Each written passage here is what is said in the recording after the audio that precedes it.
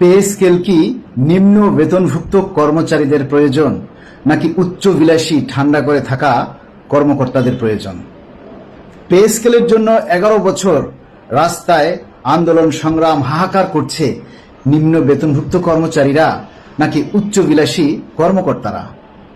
Pay স্কেলের জন্য পুলিশের মার খাচ্ছে, জলকামান খাচ্ছে, টিয়ার শেল খাচ্ছে, গুলিবিদ্ধ হচ্ছে, পঙ্গু হয়ে যাচ্ছে কর্মচারীরা নাকি উচ্চবিলাসী কর্মকর্তারা? এত কিছু করার পরে সেই কর্মচারীদের বেতন বাড়ছে 12,000 টাকা, আর ঘরে চুপচাপ থাকা উচ্চবিলাসী কর্মকর্তাদের বাড়ছে 82,000 টাকা। 12,000 আর 82,000 এই দুইজনেই একই বাজারে পণ্য কেনে, একই দেশে থাকে, কিন্তু উচ্চবিলাসী কর্মকর্তা যারা তাদের অধিকাংশ টাকা চলে যায় দেশের বাহিরে, আর নিম্ন গ্রেডভুক্ত কর্মচারী যারা তাদের টাকাই দেশের ভিতরে ঘোরাফেরা করে। অথচ দেখেন বৈষম্যটা কিন্তু আমাদের থেকেই যাচ্ছে। এখনো সেই 11 বছর পর এত সংগ্রাম করে একটা পে স্কেল হতে যাচ্ছে, সেটাও হবে পার্সেন্টেজ আকারে ধাপে ধাপে। অথচ অতীতের কোনো পে স্কেল 2 বছর 1.5 বছরের বেশি সময় নেয়নি বাস্তবায়ন হতে, আর এবারের 11 বছর পরের পে স্কেলও বাস্তবায়ন হবে ধাপে ধাপে।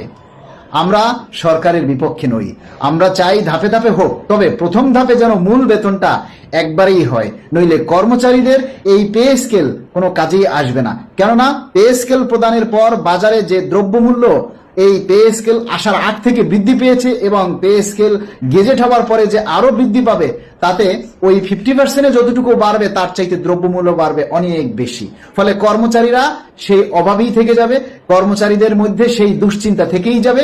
কর্মচারীরা এখনো যেভাবে কাজের প্রতি উদাসীন, ঠিক সেই উদাসীনতাই থেকে যাবে, কারণ তাদের অভাবটা যে দূর হবে না, তখন তাদের মধ্যে আফসোসটা আরো বেড়ে যাবে যে আজকের এই দেশনায়ক তারেক রহমান মাননীয় প্রধানমন্ত্রীর এত একটা মানবীয় সরকার, একটা শ্রম বান্ধব প্রধানমন্ত্রীর কাছ থেকেও আমরা সেই ন্যায্য বিচারটা পেলাম না, ন্যায্য অধিকারটা পেলাম না।